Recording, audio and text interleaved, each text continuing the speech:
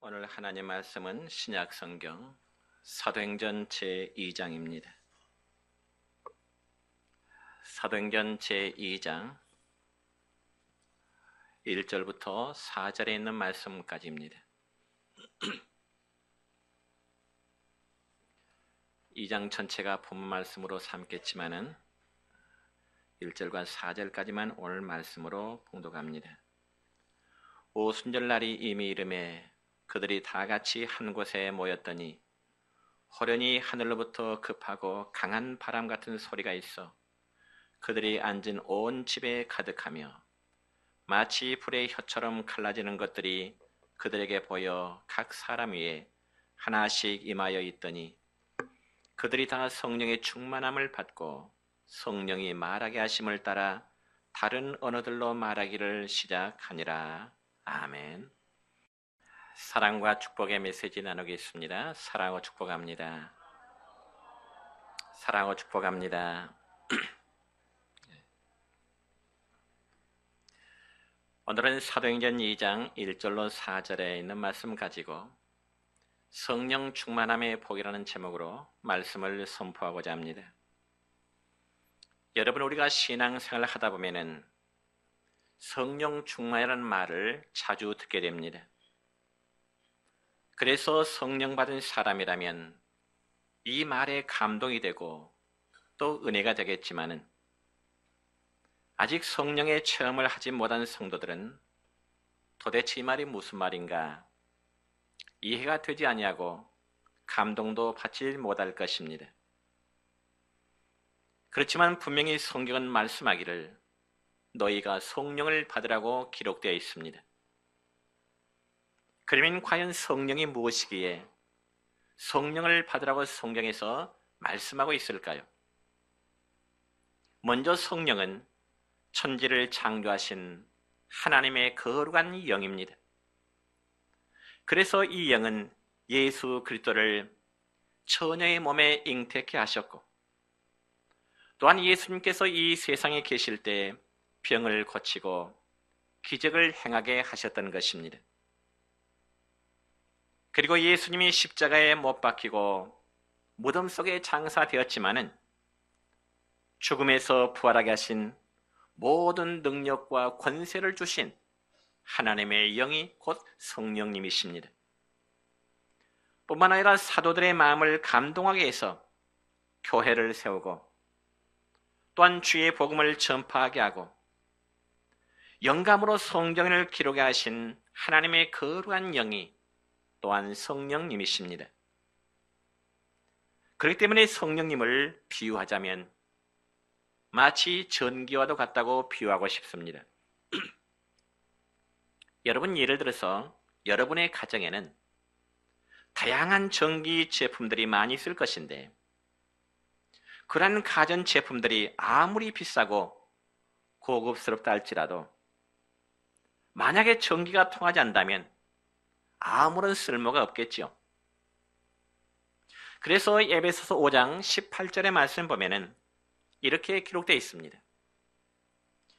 술 취하지 말라. 이는 방탕한 것이니 오직 성령의 충만함을 받으라.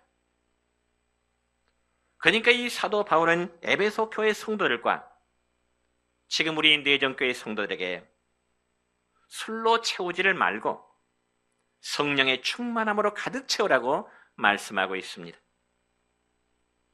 그러면 과연 성령의 충만함을 받은 사람은 어떻게 될까요?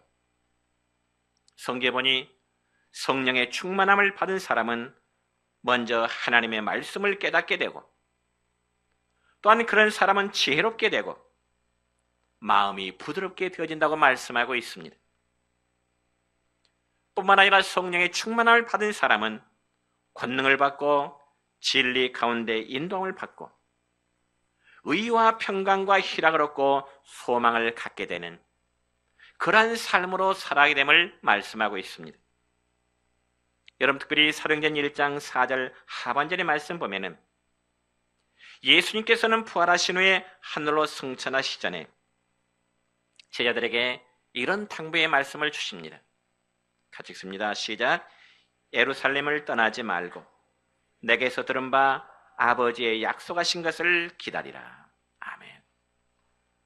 그리고 또 사도행전 1장 5절 하반절 말씀을 보면 이렇습니다. 시작. 너희는 몇 날이 못되어 성령으로 세례를 받으리라. 아멘. 그래서 이런 예수님의 말씀을 들은 제자들과 그리고 예수님을 따르던 120여 명의 성도들은 예루살렘을 떠나지 않고 마가의 타락방에 모여서 그들은 한 마음을 같이 하면서 전혀 기도에 힘썼더라고 말씀하고 있습니다. 그러자 예수님의 말씀대로 오순절날 마가의 타락방에서 기도하던 120명의 사람들에게 성령이 임했습니다. 그래서 그들은 성령의 충만함을 받은 결과 성경에 보니 그들은 방언으로 기도하고 나가서 뿐만 아니라 그들은 나가서 주의 복음을 전파하게 되고요. 그 결과 3,000명, 5,000명씩 회개하게 되느냐. 그리고 주께로 돌아오는 놀라운 역사들이 일어나게 되었던 것입니다. 그리고 곳곳에 하나님의 교회가 세워지고 그들이 복음을 증거할 때마다 안진뱅이가 일어나는가 하면 병든 자가 고침을 받고 또한 죽은 자가 살아나는 기적적인 성령의 역사가 나타났음을 성경에서는 말씀하고 있습니다. 이렇게 해서 복음은 유대인뿐만 아니라 저 이방인들까지라도 주의 복음이 전파하게 되었고 그 당시에 로마 제국에도 복음이 전파되는가 하면 유럽과 미국과 우리나라에 이르기까지 바로 주의 복음이 전파되어지게 되는 것입니다. 그러니 모든 것들은 다 성령 하나님의 역사일 뿐인 것입니다. 그럼 오늘 우리는 본문의 말씀에서 성령 충만함의 결과가 어떻게 나타나는지를 살피면서 은혜를 나누고자 하는데, 첫째로 성령의 충만함을 받게 되자 방언 기도를 하게 되었습니다. 오늘 본문 3절과 4절입니다. 시작. 마치 불의 혀처럼 갈라지는 것들이 그들에게 보여 각 사람 위에 하나씩 임하여 있더니 그들이 다 성령의 충만함을 받고 성령이 말하게 하심을 따라 다른 언어들로 말하기를 시작하니라. 아멘. 그러니까 여러분, 이 말씀을 보면은 성령 충만함의 첫 번째 현상은 다른 언어, 즉 방언으로 기도하기를 시작했다는 것입니다. 그래서 이 방언이라는 것은 성령 충만한 상태에서 말하는 언어인데 사람의 말이 아닌 하나님께서 허락하신 새로운 언어를 가리켜서 방언이라 그렇게 말합니다. 그러자 예수님의 제자들은 성령이 충만한 가운데 바로 이러한 방언을 통해서 기도하게 이른 것입니다. 그러므로 방언 기도는 성령의 능력을 체험하는 귀한 은사라고 말할 수 있습니다. 그래서 구약성경 요엘서 2장 28절로 29절까지의 말씀을 보면 또 이런 말씀이 있습니다. 시작. 그 후에 내가 내 영을 만민에게 부어주리니 너희 자녀들이 장래일을 말할 것이며 너희 늙은이는 꿈을 꾸며 너희 젊은이는 이상을 볼 것이며 그때 내가 또 내 영을 남종과 여종에게 부어줄 것이며. 아멘. 여러분, 사도행전 19장의 말씀을 보면은 사도 바울은 에베소 교회 성도들에게 너희가 믿을 때에 성령을 받았느냐 이런 질문을 하게 됩니다. 그러자 이 에베소 교회 성도들의 답변은 어떻습니까? 한마디로 실망 그 자체였습니다. 왜냐하면 에베소 교회 성도들의 답변은 우리는 성령이 계심도 듣지 못하였노라. 그렇다면 저는 여러분에게 한번 묻고 싶습니다. 여러분, 성령님이 계실까요? 그러면 여러분은 성령을 받으셨습니까? 많은 성도들이 성령 하나님이 계심에는 확신하지만 정작 자신에게는 성령을 받으셨습니까? 이런 질문을 던질 때 아마 주저하게 되실 겁니다. 도대체 내가 성령을 받았는지 아니면 내가 성령을 받지 못했는지, 확신을 갖지 못한다면서 신앙생활을 하고 있는 그러한 경우들이 종종 있다는 것입니다. 그렇다면 여러분 스스로가 성령을 받았는지 받지 못했는지 여러분 스스로가 확인하는 방법이 있습니다. 여러분 그게 무엇인가 하니 정말 여러분이 하나님을 아버지라고 신앙 고백을 하고 있느냐 하는 문제입니다. 그래서 로마서 8장 15절의 말씀 보면 이런 말씀이 기록됩니다. 시작. 저희는 다시 무수하는 종의 영을 받지 아니하고 양자의 영을 받았으므로 우리가 아빠 아버지라고 부르짖느니라. 아멘. 즉 이 말씀의 의미는 성령을 받은 자라만이 하나님을 가리켜서 아빠 아버지라고 부를 수 있게 된다는 말입니다. 예를 들어 내 피를 받는 자만이 나를 향하여 아버지라고 부를 수 있는 것처럼 저와 여러분의 마음속에 성령을 받아야 하나님을 아버지라고 부를 수 있게 된다는 말입니다. 그러므로 여러분의 입술이 정말 하나님을 향하여 아버지라고 부를 수 있다면 여러분은 이미 성령 받았음을 믿으시기를 바랍니다. 그러나 성령을 받았다고 해서 반드시 방언 기도를 해야 된다고 하는 그러한 조건은 없습니다. 왜냐하면 여러분이요, 방언은 성령님의 은사 가운데 하나일 뿐이기 때문에 그렇습니다. 특별히 성경에 보면은 성령의 은사는 아주 다양합니다. 예를 들자면 말씀 선포의 은사와 믿음의 은사와 병 고치는 은사와 그리고 능력을 행하는 은사와 애언의 은사와 영분별의 은사와 그리고 방언 통역의 은사 등 다양한 은사들이 있습니다.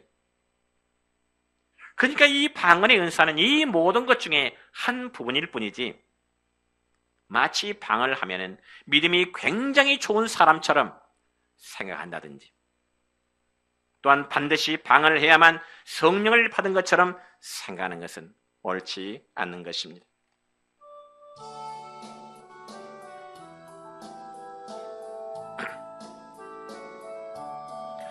내 평생 살아온 길 뒤를 돌아보니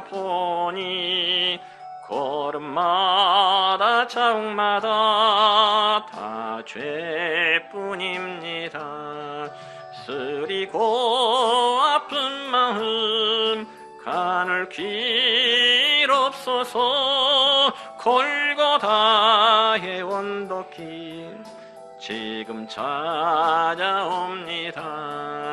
나 같은 모난 인간 주께서 살리시려 하늘의 영광 보좌 모두 다 버리시고 천하디천한 종의 형상을 입으셨네. 아하 주의 사랑 어디에 견주리까.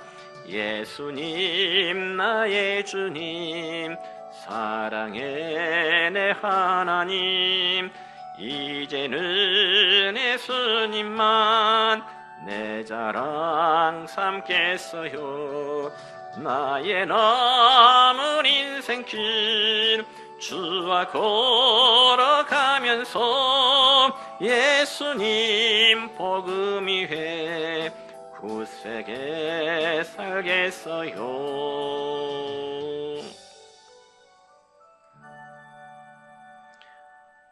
두 번째로 복음을 전파함으로 회개의 역사가 일어났습니다. 오늘 본문 37절의 말씀입니다. 시작. 그들이 이 말을 듣고 마음에 찔려 베드로와 다른 사도들에게 물어 가로되 형제들아 우리가 어찌할꼬.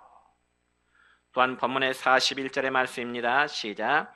그 말을 받는 사람들은 세례를 받음에 이날의 신도의 수가 3,000이나 더하더라. 아멘. 그러니까 방금 전에 읽은 이 두 절의 말씀 보면은 그들에게 성령 충만함의 결과는 첫째는 제자들과 무리들이 복음을 전하는 삶이 되었고요. 또한 두 번째는 복음을 전한 결과 모든 죄인된 자가 회개의 역사가 일어나게 된 것입니다. 그러면 그런 일들이 과연 누구를 통해서 일어났을까요? 바로 베드로 사도를 통해서 일어나게 된 겁니다. 그러면 정말 예수님의 제자 베드로는 그렇게도 위대하고 그렇게도 능력 있는 사람일까요? 아니요. 베드로는 예수님이 십자가에 달려 돌아갈 당시에 예수님을 모른다고 3번이나 부인했던 사람입니다. 그리고 다시금 고기를 잡겠노라고 바다로 나갔던 사람입니다. 또한 부활하신 예수님을 만난 후에는 내 양을 먹이라는 그 사명을 받았음에도 불구하고 여전히 두려워하면서 숨어 지내고 살았던 사람입니다. 그런데 오순절날 성령의 충만함을 받고 나자 그는 새로워지게 되고요. 담대히 복음을 전한 사람으로 변화되어지게 된 것입니다. 그래서 그가 죽음을 두려워하지 않고 나가서 복음을 전할 때 3,000명 그리고 5,000명씩 회개하고 하나님께로 돌아가게 되는 그러한 역사가 이루어지게 되었습니다. 그럼 우리는 여러분이요, 우리 자신이 성령의 충만함을 받기 위해서도 기도해야 되겠지만은 무엇보다 주의 복음을 전할 수 있는 사명자로 정말 사명 감당하는 자가 되기를 위해서 기도해야 되는 것입니다. 여러분, 내 주변에 어떤 사람이 나로 인해서 삶의 목적이 바뀌어졌다면 우리는 참으로 위대한 일을 한 것입니다. 여러분 생각해 보세요. 오직 육신적인 삶만을 위해서 멸망으로 향해 걷던 자가 믿음으로 생명의 길로 삶의 목적이 바뀌었다면 그 얼마나 위대한 일입니까? 그러면 그런 일이 어떻게 이루어질 수 있을까요? 바로 베드로 사도가 전했던 복음 증거로 인해서 이루어지게 된 것입니다. 여러분, 통계에 의하면 사람들은 일반적으로 친구나 선배 혹은 친척들에게 전도하는 순으로 나타나고 있습니다. 그리고 전도하는 대상도 주로 미혼층은 친구라든지 선배들에게 전도하게 되고요. 그리고 결혼을 했던 기혼층들은 친척들에게 전도하는 성향으로 나타납니다. 그런데 그런 반면에 자기 식구들에게 전도하는 비율은 상대적으로 매우 낮다는 것입니다. 어느 교회 한 여집사님의 남편이 갑자기 피를 쏟아서 병원 중환자실에 입원하게 됐는데요. 의사가 종합 검사한 이후에 살펴보니까 암이라고 하는 진단을 내렸습니다. 그런데 그 집사님의 남편은 신앙생활을 하지 아니하는 불신자였지만은 자신이 정작 암이라는 선고를 받게 될 때 마음에 두려움을 느끼게 됩니다. 그러면서 자기의 생명이 하나님께 달려있음을 깨달았던지 무작정 하나님 살려주세요. 앞도 뒤도 없이 무작정 하나님 살려주세요. 그 입이 저절로 열리더라는 것입니다. 그러던 차에 아내가 다니는 교회에 부흥 집회에 같이 참석하게 됐습니다. 그때 남편은 아내와 함께 부흥회에 참석하면서 하나님께 간절히 부르짖고 기도하게 되었습니다. 그리고 기적을 바라며 기도하는 중에 부흥회의 마지막 날 밤에 성령의 충만을 받는 그 뜨거움을 체험하게 되었습니다. 그래서 그는 이전까지 바쁘다는 이유 때문에 불신 생활을 살아왔던 과거에 대해서 하나님 앞에 철저히 회개하게 됐습니다. 그리고 부흥회가 끝난 후에 병원에 갔는데 의사가 깜짝 놀라면서 지난번에 진단한 것은 오진이었고 암의 상태가 아닙니다. 그렇게 이야기하더라는 겁니다. 그래서 의사는 오진이라고 말했지만은 그 집사님의 남편은 하나님께서 자기에게 믿음의 표적을 보여주신 것으로 하나님께서 믿음의 표적을 보여주신 것으로 그렇게 믿게 된 것입니다. 그래서 그 은혜를 어떻게 보답할까 생각하다가 결국 전도를 해야 되겠다 그렇게 생각을 하게 되었습니다. 그리고 성령님께 의지하면서 전도한 결과 1년에 285명을 전도했다는 전도 간증의 책을 읽은 적이 있습니다. 그렇습니다. 이처럼 성령의 충만함을 입은 자는 죄를 회개하게 되고 나아가 전도자의 사명을 감당하게 되는 겁니다. 세 번째로 기사와 표적이 나타났습니다. 본문 43절의 말씀 보면 또 이랬습니다. 시작. 사람마다 두려워하는데 사도들로 말미암아 기사와 표적이 많이 나타나니. 여러분, 성령의 충만을 받은 자들은 이제 성령의 권능으로 예수님께서 베푸셨던 그 기사와 표적을 많이 나타나게 되었습니다. 그래서 안진뱅이를 일으키고요, 병든 사람을 고쳐주고, 그리고 귀신을 쫓아내고, 그리고 죽은 사람이 살아나고 감옥문이 열리게 되는 그러한 역사들이 나타나게 된 것입니다. 특별히 사도행전 5장 15절에 보면은 베드로 사도가 길을 갈 때면요, 많은 사람들이 이 병든 환자를 침상채로 메고 나와서 지나가는 베드로 사도의 그림자라도 덮여지기를 바랬습니다. 그럼 왜 모든 사람들이 베드로 사도의 그림자라도 덮여지기를 원했을까요? 그건 바로 베드로 사도가 성령의 능력으로 기사와 표적을 행하는 절정에 이르고 있었기 때문에 그렇습니다. 그리고 실제로 사도행전 5장 16절을 보니까 이렇게 말씀이 기록됩니다. 시작. 예루살렘 부근에 수많은 사람들도 모여 병든 사람과 더러운 귀신에게 괴로움을 받는 사람을 데리고 와서 다 나음을 얻으니라. 그리고 사도행전 19장 12절의 말씀입니다. 시작.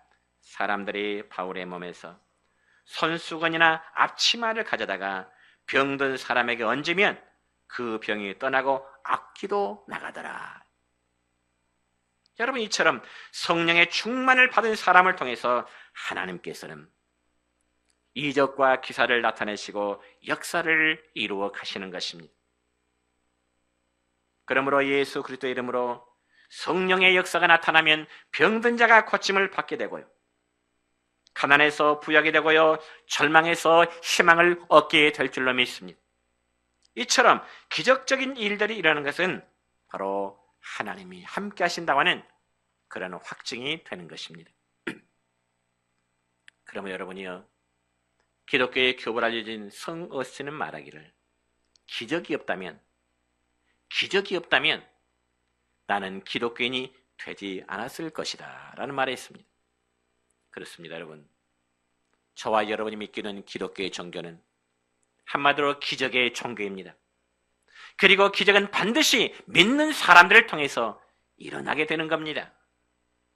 여러분, 기독교의 TV에서 신앙 간증을 하는 어떤 권사님의 신앙 간증을 본 적이 있습니다.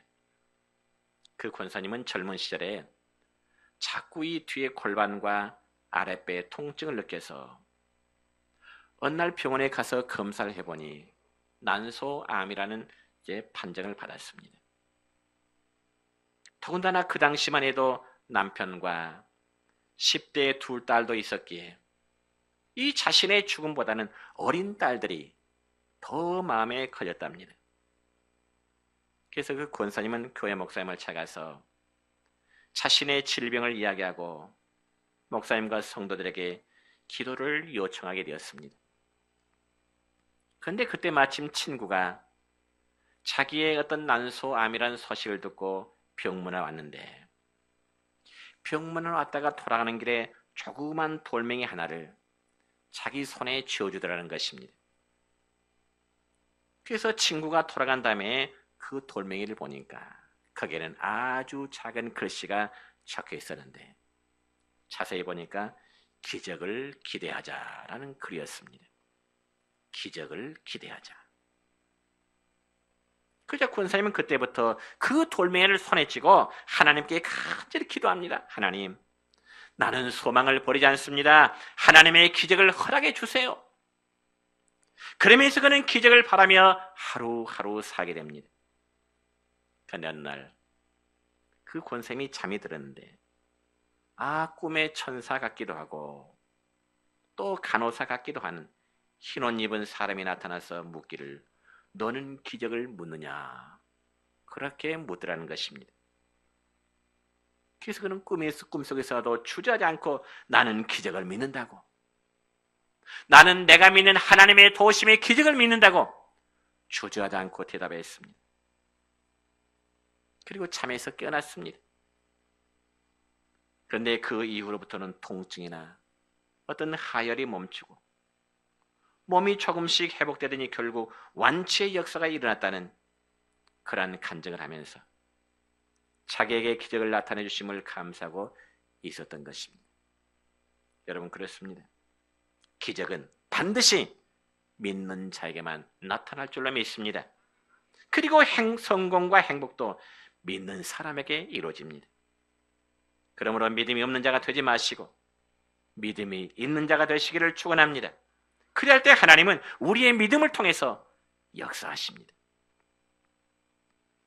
네 번째는 교회를 이루어 모이기를 힘쓰고 칭송받는 생활을 하였습니다.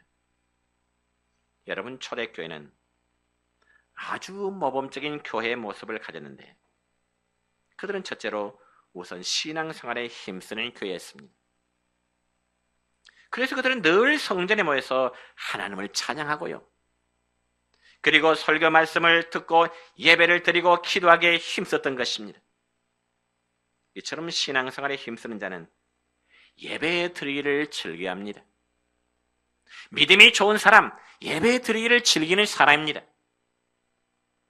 여러분, 종종 목회자들끼리 자기 교회의 처녀 총각을 중매할 때 단골 메뉴로 묻는 꼭 질문이 있습니다.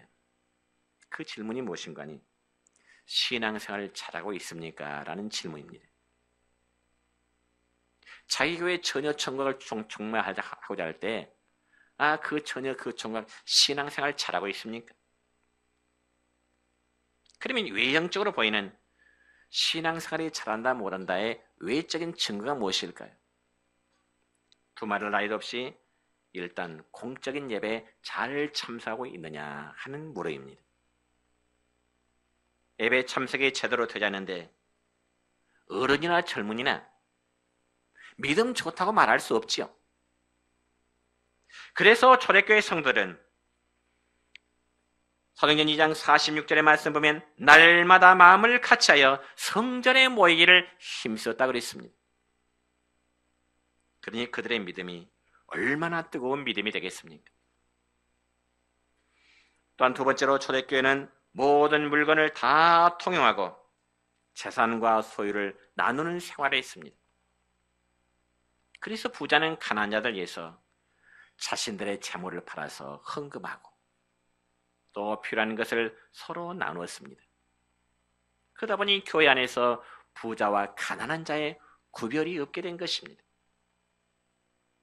그런데 오늘날 경제의 심각한 문제는 부자들이 가지고 있는 돈을 정상적으로 사용하지 않는 데 있습니다. 그렇지만 성령을 받으면 기쁨을 나누어 주고요, 도와주고요, 그리고 하나님의 영광을 돌리며 살 수 있게 되는 것입니다. 그리고 세 번째로 초대교회는 교제하는 특징이 있었습니다. 그래서 그들은 단순히 예배만 들었다가 흩어져 버림이 아니고 서로 믿음 안에서 서로의 교제함이 있었습니다. 특별히 오늘날 대형 교회의 문제점은 교제함이 부족할 수밖에 없습니다. 큰 대형 교회들은요. 여러분, 우스운 이야기지만은 어떤 남자 두 사람이 목욕탕에서요, 이 사용하는 수건 문제로 한참 싸웠더랍니다. 그런데 그 다음날 교회 가보니까 한 사람은 장로고요, 또 한 사람은 집사더랍니다. 왜 그런 경우가 생겼을까요? 대형 교회다 보니까 교제가 없는 이유 때문이었습니다. 여러분, 실제로 그럴 수밖에 없지 않습니까? 그렇지만 초대교회 성도는 그들이 성전에서 뿐만 아니라 가정을 옮겨 다니면서 예배를 드렸습니다. 그리고 함께 모여 함께 떡을 떼며 기쁨과 순전한 마음으로 음식을 먹으면서 하나님을 찬미하는 그 아름다운 삶을 살았던 것입니다. 뿐만 아니라 그들은 서로 칭찬하며 격려하는 성도들의 교제가 있었습니다. 특별히 우리 교회 성도들 가운데 많은 분들이 참 칭찬을 잘 하시는데요. 특히 두 분을 소개하자면 우리 조순예 집사님과 우리 이효숙 집사님 같아요. 참 이 두 분 집사님은 다른 분에 대해서 참 칭찬을 잘 하시는 분들 같아요. 우리 흔히 말하기를 칭찬은 고래도 춤을 추게 한다는 그런 말이 있잖아요. 칭찬은 고래도 춤을 추게 한다. 여러분, 실제로 이 말은 켄 블랜차드가 쓴 소설 제목입니다. 그래서 칭찬은 고래도 춤을 추게 한다는 이 소설의 내용을 간략히 소개하자면 이렇습니다. 여러분, 커다란 고래가 어떻게 멋진 쇼를 할 수 있는지 조련사에게 물었습니다. 당신은 말도 알아듣지 못한 저 고래에게 어떻게 저런 멋진 쇼를 할 수 있습니까? 도대체 그 비법이 무엇입니까? 하고 물을 때 조련사의 대답은 이렇습니다. 그 비법은 바로 고래가 새끼일 때부터 잘하면 칭찬해주고 머리를 쓰다듬어주고 좋아하는 먹이를 준 것밖에 없습니다. 그런 말이 있습니다. 여러분, 미물의 동물도 칭찬하면 춤을 춘다는데 우리가 내 주변의 사람들에게 칭찬 한마디 해준다면 얼마나 기분이 좋겠습니까? 그리고 더더욱 성도들끼리의 칭찬은 서로에게 은혜가 됩니다. 기쁨이 되고요. 그런 반면에 험담과 은혜스럽지 않은 말은 절대로 하지 않아야 됩니다. 험담, 비난, 은혜스럽지 않은 말, 듣는 자들에게 오히려 은혜를 삭감하게 됩니다. 그래서 초대교회 성도들이 교제할 때는 서로에게 은혜가 되고 기쁨이 되는 교제를 나눴다, 그 말입니다. 마지막 네 번째로 초대교회 성도는 사람들에게 인정받고 칭찬을 받았습니다. 그래서 구원받는 사람들의 수가 날마다 늘어나게 된 것입니다. 여러분, 만약 성도들이 세상 사람들에게, 우리 주변에 믿지 않는 불신자들에게 인정받지 못하고 맨날 손가락질을 당한다면 누가 교회로 찾아오겠습니까? 오늘도 마찬가지입니다. 우리 성도들은 삶의 전도자가 되어야 됩니다. 나의 삶이 믿지 않는 사람들에게 감동을 줄 수 있는 그런 삶이 되자는 것입니다. 동네 사람들이 항상 비웃음과 비난거리 한다면 오히려 교회의 문을 가로막고 있는 행위가 될 것입니다. 성경을 손에 들었지만 주변 사람들에게 비난의 대상이 된다면, 그리고 사회적으로 무리를 일으킨다면 그는 교회의 문을 가로막고 있는 것과 마찬가지입니다. 이제 말씀했습니다. 성도 여러분이여, 초대교회 성도들이 교회를 이루어 모이게 힘썼던 것처럼 우리 역시 마지막 때가 될수록 더욱 모이기를 힘써야 됩니다. 왜냐하면 성도들이 교회에서 흩어지다 보면 교회는 결코 무너질 수밖에 없습니다. 그런데 문제는 교회가 무너지면 곧 복의 근원이 막히게 되는 것이죠. 그래서 저는 교회에 대해서 이렇게 말하고 싶습니다. 교회란 마치 주유소하고도 같다. 주유소. 자동차 연료가 떨어지면 주유소에 가서 연료를 충전하듯이 성도는 주일뿐만 아니라 공적인 예배에 참석함으로 성령으로 은혜를 늘 충전해야 되는 것입니다. 그래서 성령의 충만을 받는 비결은 오직 예배일 뿐입니다. 여러분, 예배 생활 없이 성령 충만함을 받았다는 그런 성도가 있는지 한번 찾아보세요. 그리고 찾으면 제게 좀 알려주세요. 다시 한번 강조합니다. 오늘 본문 사도행전 2장에 있는 말씀처럼 그들은 뜨겁게 기도하는 중에 성령님이 역사하시는 그러한 체험을 갖게 되었습니다. 우리 모두에게 이러한 뜨거운 체험할 수 있기를 주님의 이름으로 축원합니다.